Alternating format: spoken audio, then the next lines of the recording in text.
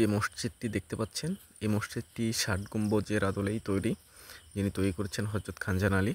উনি অসংখ্য মসজিদ, দিঘি, রোড তৈরি করে গেছেন, যা এখনও মানুষ ব্যবহার করছে। মসজিদে নামাজ পড়ছে, রোড থেকে যাতায়াত করছে, দিঘি থেকে পানি ব্যবহার করছে। আপনি আমি এই পৃথিবীতে এসেছি শুধু কি খাওয়ার জন্য, ঘুমানোর জন্য? পৃথিবীকে কি আমাদের কিছু দেওয়ার নাই? আপনি আমি কি রেখে যাচ্ছি মৃত্যুর পূর্বে? একটা মসজিদ, মাদ্রাসা, শিক্ষা ব্যবস্থা বা মানুষের পানির ব্যবস্থা কি করে যেতে পারছি?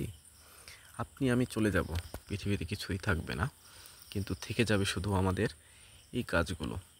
একটাবার চিন্তা করুন, তিনি তো চলে গেছেন ৬০০ বছর পূর্বে, কিন্তু তার রেখে যাওয়া স্মৃতি এখনও ভাসমান পৃথিবীতে।